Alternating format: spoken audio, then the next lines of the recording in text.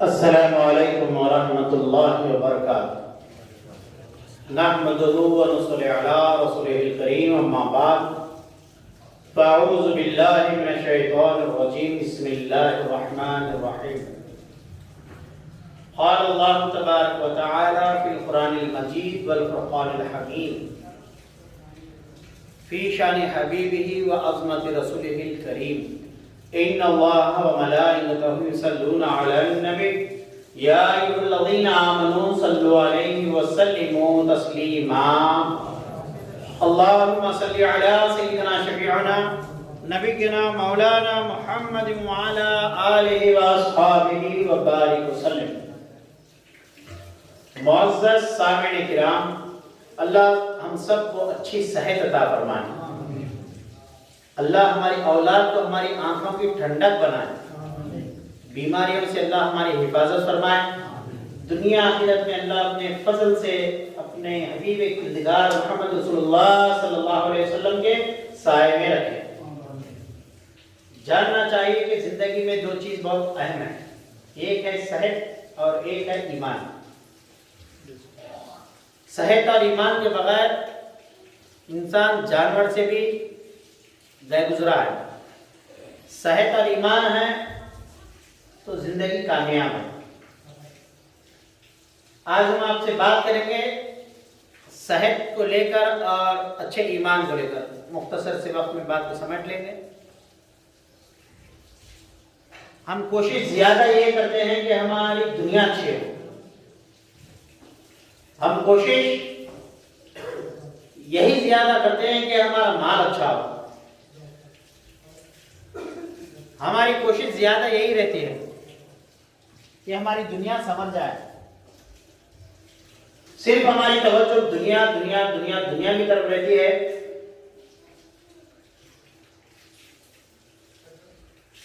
हम समझते हैं कि दुनिया मिल गई तो हम खुश रहेंगे। घर नहीं है, घर बना दिया तो खुशी आ जाएगी। शादी को लेकर फिक्र में है, शायद शादी हो गया तो मेरा टेंशन खत्म होता, घर बन गया तो मेरा टेंशन खत्म होता। किसी की ख्वाहिश होती है कि उसका खूबसूरत मकान हो, लेकिन हम देखते हैं कि खूबसूरत मकान के बावजूद उसको वो खुशी हासिल नहीं होती जो उसे होना चाहिए। हम चाहते हैं कि हमारी मनपसंद शादी हो, आला घर में शादी हो, बेहतरीन शादी हो, बड़े शादी खाने में शादी हो, खूब खिलाएं पिलाएं, खूब न्योते पहने और न्योते पहनाएं, अपने मनपसंद की शादी हो। मगर हम देखते हैं कि मनपसंद शादी के बाद फिर भी हमको वो सुकून हासिल नहीं होता, वो खुशी हासिल नहीं होती जो होना चाहिए। दुनिया का कोई भी मसला हो, दुनिया का कोई भी मसला हो जिसको आप हासिल कर चुके हैं और कामयाबी हासिल कर चुके हो। कोई चाहता है कि मैं बड़ा लीडर बन जाऊं। मैं जिस जगह बैठता हूं ना, वहां पे बड़े बड़े लीडर भी आते हैं। यकीन जानिए, मैं जितना लीडरों को परेशान देखा हूं, किसी को परेशान नहीं देखा। बड़ी कुर्सी मिल गई, बड़ी चेयर मिल गई, चेयरमैनशिप मिल गई, मिनिस्ट्री मिल गई, तो बहुत ज्यादा खुशी होती है। मगर याद रखिए, दुनिया की हर खुशी सिर्फ वक्तिया है। दुनिया की खुशी, चाहे मनपसंद शादी हो, बड़ा घर हो, बड़ी इज्जत हो, बड़ा पैसा हो, खूब बड़ा इख्तिदार मिल जाए, शान और शौकत मिल जाए, खूब औलाद मिल जाए, दुनिया की खुशी हकीकत ये है, ये आरज़ी है। ये भी कोई खुशी है जिसके बाद गम शामिल हो। ये भी कोई कामयाबी है जिसके बाद हार शामिल हो। हकीकत में जिसको खुशी कहते हैं उसका हमको मुताला करना चाहिए, जानने की कोशिश करना चाहिए। बोले हमारे पास औलाद, यहाँ दुआ फरमाइए औलाद मिल जाए। मैं पूछता हूं, मियां जिनको औलाद है वो कहां खुश है? जो बेघर है, किराए के घर में रहता है, बोले हुजूर दुआ कीजिए घर मिल जाए। तो जो घर में है वो कहां खुश है? जो थोड़ा कमाता है वो कोशिश कर रहा है कि दुआ कीजिए कि मैं खूब कमाऊं, जो खूब कमा रहा है वो कहां खुश है। तो सबसे ज्यादा हमको इस बात की कोशिश करना है कि पहले इस बात की तहकीक करें कि खुशी किस चीज में है। हम इस बात की तहकीक करें कि खुशी किस में है। मैं आमतौर पर बोलता हूं, ठीक है आपको सब कामयाबी मिल गई, 4 बीवियां मिल गए, लोगों तो एक दो में परेशान है, मैं 4 बीवियों की बात कर रहा हूं। कई नौजवान तो ऐसे एक बीवी के लिए भी जल्दी तैयार नहीं है। 4 बीवियां मिल गए, चारों बीवियों को बच्चे हो गए, 40-50 बच्चे हो गए, हर बच्चा लखपति है और हर बच्चे के बच्चे हैं, सब खुशहाल जिंदगी है। आपकी उम्र हो गई है उस वक्त 90 साल, 95 साल, चलिए 100 साल। अब मैं पूछता हूं उस उम्र रसीदा इंसान से, क्या आप मरने के लिए तैयार हैं? खूब इज्जत मिली, खूब औरतें मिली, खूब दौलत मिली, सब कुछ मिला, क्या मुझे आप ये बताइए क्या इत्मीनान से मरने के लिए तैयार हैं? सुनते चलिए। अब मैं इसके बाद लाऊंगा बात मुकम्मल सुनिए। क्या हम मरने के लिए तैयार हैं? तो कौन तैयार होगा? तो कुरान ने इसका जवाब दिया। हाजी साहब को जवाब देने की जरूरत नहीं, कुरान उसका जवाब देगा और कहेगा या अय्युहन नफ्सुल मुतमइन्ना, ऐ इत्मीनान वाली जान, ऐ पाकीज़ा जान, ऐ दुनिया को अपने दिल से निकालने वाले, अपनी औलाद को, अपने माल को, अपनी इज्जत को, अपनी शोहरत को, अपनी जान को, अपने वक्त को अल्लाह के लिए लगाने वाले। अरे मरना वो भी कुरान बोला है, सुनिए अच्छा गौर से। आएंगे हमारे भेजे हुए, निकल जाएंगे हर तरीके की हवा। जब आएंगे हमारे लेने वाले, एड़ियों से एड़ियां रगड़ेगा। इतना आसान नहीं है। मरने को तैयार हैं, मरने के लिए तैयारी करना पड़ता है, लंबी तैयारी करना पड़ता है, तब कहीं जाकर खुदा के जानिब से ये आवाज आती है, ए मरने वाली जान, या अय्युहन नफ्सुल मुतमइन्ना, ऐ इत्मीनान वाले नफ्स। अपन भी दीनदार बना, बच्चों को भी दीनदार बनाया, अपनी दौलत को भी दीन के लिए लगा दिया, कभी नमाजें नहीं छोड़ा, कभी फिरौन की तरह अपने माल पर इतराया नहीं, अपने माल में गरीबों का हिस्सा रखा, भाइयों का ख्याल किया, अड़ोस पड़ोस का ख्याल किया, इबादत की। अब कह रहे हैं अल्लाह ताला इत्मीनान वाली जान। कौन है इत्मीनान वाला? या अय्युहन नफ्सुल मुतमइन्ना इरजिई इला रब्बिकी राज़ियतन मर्ज़िय्या।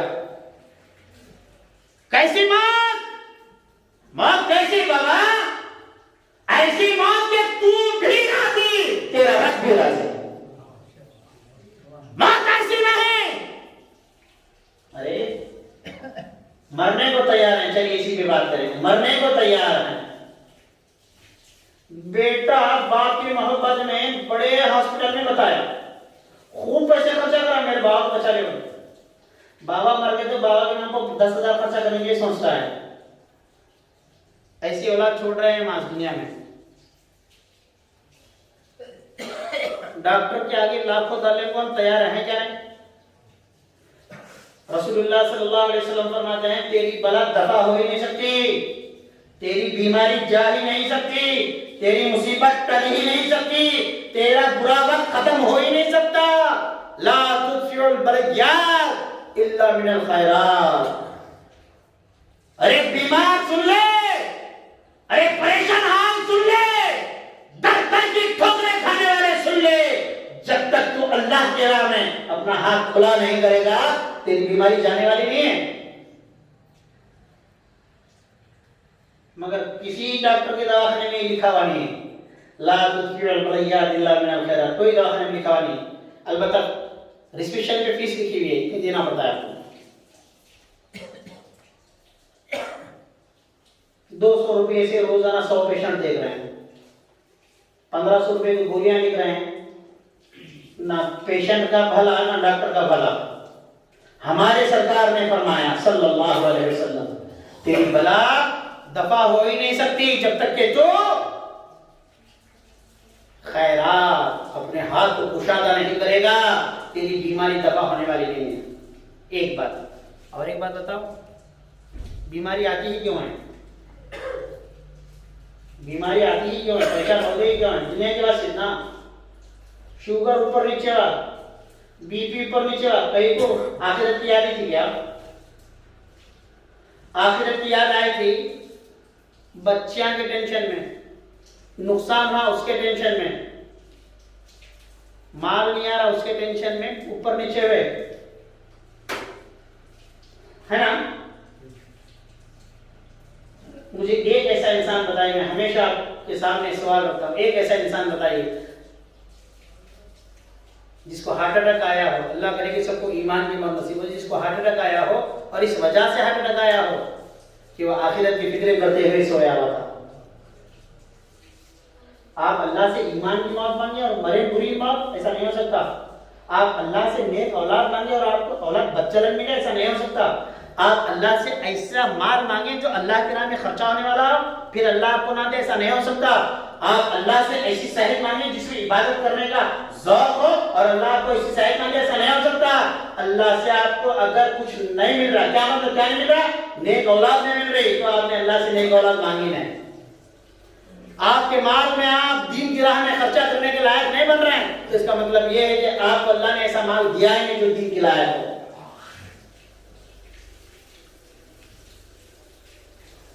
सुनते हदीस, इब्ने माजा की हदीस से सुना देता हूं। दुनिया की फिक्रें करने के लिए गोली दवा से काम मत चलाओ। रात को नींद नहीं आई कई लोगों को, बच्चियों का टेंशन है, आते बाबा हमारे पास आते, सब बैठता हूं मैं हमारे खानका में तख्त पे बैठा हुआ, लोग आके यही कंधे सुनाते रहते। इंसान है, मजबूर है, दुनिया का सवाल रखता है बुजुर्गों के आगे, दुनिया की राहत मांगता है, मांगने जाएगा, इनकार नहीं, मगर सिर्फ दुनिया मांगने ये कहां जाए? सिर्फ दुनिया मांगे ये कहां जाए? रसूल करीम सल्लल्लाहु ताला अलैहि वसल्लम फरमाते हैं, इब्ने माजा की हदीस है, सरकार फरमाते हैं जो आखिरत की फिक्रें करेगा, जो इंसान, जो शख्स आखिरत की फिक्र करेगा, उसके लिए अल्लाह काफी है। बोलिए, इस बात को तवज्जो से लेके जाइए घर को, और बीवी को खास और बहरी सुना कीजिए। हर बीवी मियाँ का गला घोट रही है ईमान का, सोना होना, सास सताई, ननद सताई, भाई सताई, वो सताई, दिल बड़ा बनाना सिखाइए। जो मर्द अपनी बीवी को कुरान सुनाएगा, हदीस सुनाएगा, उसकी बीवी उसके लिए जन्नत की सीढ़ी बन जाएगी। कौन सा मर्द है? जुरू का गुलाम है, अल्लाह रसूल का गुलाम होता तो कुरान हदीस सुनाता। जुरू की हर बात सुनता, इसलिए जुरू का गुलाम है। और जो जुरू का गुलाम बनेगा उसे जन्नत में मिलेंगे, जो अल्लाह रसूल का गुलाम बनेगा उसको जन्नत में जगह मिलेगी। अगर बीवी से सच्ची मोहब्बत करते हो तो ये हदीस आज जाकर सुनाओ अपने बीवी बच्चों को। अल्लाह के रसूल ने फरमाया, जो दुनिया की, जो आखिरत की फिक्र करेगा, जो आखिरत की फिक्र करेगा, अल्लाह उसके लिए काफी है।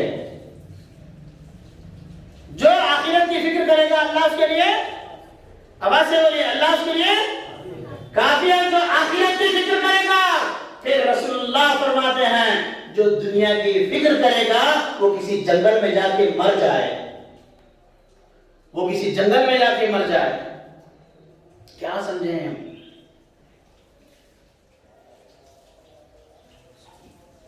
निगाहें मर्द मोमिन से बदल जाती हैं तब्दीलें। मोमिन की शान तो ये होती है कि उसकी निगाहों से दूसरों की तकदीर बदल जाती है, और ये मोमिन दरिद्र का परेशान। अपने आप को अपडेट करते रहो, देखते रहो कि मुसलमान हो गया नहीं हो। कहीं ऐसा नहीं कि सिर्फ आधार कार्ड में मुसलमान हो और बात बहुत आगे निकल गई हो। ईमान को जांचते रहो कि कोई मेरा अमल, कोई मेरा कदम ऐसा तो नहीं है जो जहन्नम की तरफ लेके जा रहा है। जांचते रहो अपने अमल को, कुरान हदीस को सामने रख के अपनी जिंदगी को टटोलो, फिर दुनिया को मौका नहीं मिलेगा ये कहने का कि मुसलमान ऐसे होते हैं और वैसे होते हैं। टटोले अपने आप को। कुरान पाक अल्लाह रब्बे करीम इरशाद फरमाते हैं, मन अमिला सालिहन फलनुहयिन्नहु हयातन तय्यबा, जो कोई मर्द, जो कोई औरत नेक अमल करेगा अल्लाह उसको पाक जिंदगी अता फरमाएगा। कैसी जिंदगी? पाक जिंदगी। पाक जिंदगी का क्या मतलब? ऐसी जिंदगी कि जब तक तू जिएगा अल्लाह रसूल की फिक्र में जिएगा। ऐसी जिंदगी कि तू जब दुनिया से चलेगा तो कब्र में तेरे कब्र को मिट्टी नहीं लगेगी। ऐसी जिंदगी कि जब तू कब्र से उठेगा तो अपनी आंखों से आका मदनी ताजदार सल्लल्लाहु अलैहि वसल्लम का दीदार करेगा। ऐसी जिंदगी अल्लाह तुझे अता फरमाएगा कि आबे कौसर सरकार के दस्ते मुबारक से, सरकार के हाथों से आबे कौसर पिएगा। ऐसी जिंदगी अल्लाह तुझे अता फरमाएगा। मगर कब? मन अमिला सालिहन फलनुहयिन्नहु हयातन तय्यबा, जो पाक अमल करे और अच्छे मोमिन बन जाए, पाक साफ सुथरे मोमिन बन जाए। आज माशरे में जो तेजी से खराबी आ रही है उसकी असल वजह यह है हम कुरान और हदीस को औलमा पे, मुफ्तियों पे, आलिमों पे, मस्जिद के इमाम पे डाल दिए। तुम लोग पढ़ते रहो, तुम्हारा काम है। बच्चा अच्छा पढ़ना, बेहतरीन पढ़ना, बच्चा बहुत खुश होता है। अखबार में फोटो आती, अखबार वाले भी धंधा बनाए थे, पूरे बच्चों को फोटो वाले एक साथ डाल देते, 50,000 के लिए एक कॉलम। एक कॉलम जो आता है सामने अखबार का, पहला पेज जो आता है 50,000 रुपये। किसने बना लिया? तुमने कारोबार बना लिया। मैं पूछ रहा हूं कि आपके पास ऐसी 2-4 फोटो ऐसी भी आई हैं जिसमें बच्चा कुरान में 35 नंबर ले सकता है? 99 साइंस में लिया है आपने, उसकी फोटो डाल दिया, माँ बाप भी खुश हो गए, माशरे में लोग खुश हो गए। कुरान के मामले में कोई बच्चा ऐसा हो जो 99 नंबर ले सकता हो? हदीस के मामले में कोई बच्चा हो? अरे आप और हम अपनी औलाद को कुरान के लिए तैयार ना करें, हदीस के लिए तैयार ना करें, तो फिर वो कहां से माशरा पैदा होगा? जिसको वलियों का माशरा कहते हैं, जिसको औलिया अल्लाह का माशरा कहते हैं, वो कहां से जन्म लेगा? हम पढ़ाएं अपने औलाद को, तैयार करें, इस हैसियत से तैयार करें कि मेरे बच्चे दीन के लंबरदार बन जाएं। फिर उसके लिए दुनिया से गुजरना आसान हो जाएगा, वरना दुनिया छूटना इतना आसान नहीं है। आएंगे हमारे भेजे हुए तेरे पास, तुझे लेके चलेंगे, तेरे बच्चे तेरे सामने होंगे, तुझे कुछ काम ना आएंगे। तेरे माँ बाप तेरे सामने होंगे, तेरे कुछ काम नहीं आएंगे। तेरी पूरी धन दौलत तेरे सामने होगी, तेरे कुछ काम नहीं आएगी। बेहतरी इसी में है कि हम जिंदगी ऐसी गुजारें कि अपने आप को कुरान में, हदीस में टटोले रहें, देखते रहें कहीं हमारा ईमान खराब तो नहीं हो रहा है, कहीं हम गफलत की जिंदगी। शैतान तो जानते हैं शैतान क्या है? आपने शैतान के बारे में सुना है? वो कितना ताकतवर है। कुरान खुद गवाह है इस बात से। अल्लाह को चैलेंज देके निकला शैतान। क्या निकला? चैलेंज देके निकला है, अल्लाह तुम मुझे निकाल रहा है, निकाल। इस इंसान की तरफ से आप मुझे जन्नत से निकाल रहे हैं, मैं इस इंसान को गुमराह करके रखूंगा। खुदा की बारगाह में नोटिस दे क्या है? मैं इसको गुमराह करके रखूंगा, कहीं का नहीं रखूंगा। अल्लाह रब्बे करीम ने कहा जो तेरे बहकावे में आएगा मैं उसे जहन्नम से भर दूंगा। फिर उसके बाद शैतान कहता है, हे अल्लाह मैं तेरे पाक बंदों को नहीं बहकाऊंगा। किसको नहीं बहकाऊंगा? तेरे पाक बंदों को, तेरे वलियों को मैं नहीं बहकाऊंगा। कुरान है, मौलवी साहब की बातें नहीं होती। शैतान होके मान रहा है मैं तेरे महबूब बंदों को नहीं बहकाऊंगा। किसको नहीं बहकाऊंगा? तेरे महबूब बंदों को नहीं बहकाऊंगा, उन पर मेरा दाव नहीं चलेगा। शैतान का दाव अल्लाह के महबूब बंदों पर नहीं चलेगा। अब हम अपने आप को शैतान से बचाना चाहते हैं तो अपने आप को अल्लाह के महबूब बंदों के हवाले कर दें। वो आपको अपनी सोहबत में रखेंगे, अपने साथ रखेंगे, तो शैतान तुम्हारे करीब नहीं आएगा।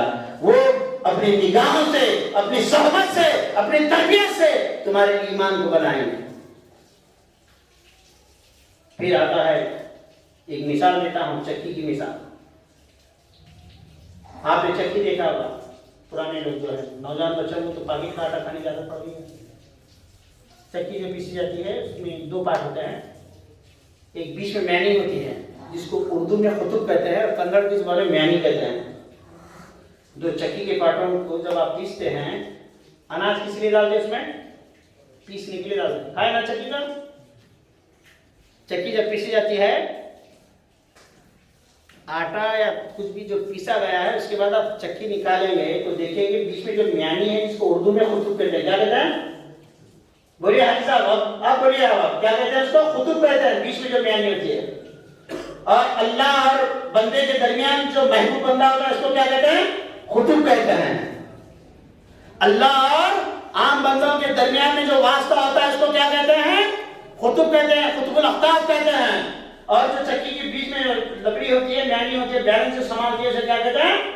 खुतुब कहते हैं। जब आप चक्की का पार्ट उठाएंगे तो देखेंगे वहां पे थोड़ी सी एक मुट्ठी अनाज निकलेगा, एक मुट्ठी वहां पे अनाज निकलेगा जो पिसा हुआ नहीं होगा, साबित होगा। हमने पूछा, ए दानो, ए अनाज, ए फुट, तुमको तो हमने पिसने के लिए डाला था, तुमने क्यों नहीं पिसा? तुम क्यों नहीं पिसे गए? तो दाने आपको कहते हुए नजर आएंगे। बोले कैसे पीसे जाते? खुतुब को पकड़ के थे। किसको पकड़ के थे? खुतुब को पकड़ के थे। शैतान के शर से, दुनियादारी के फितने से बचना चाहते हो तो अल्लाह के खुतुब को पकड़ लो।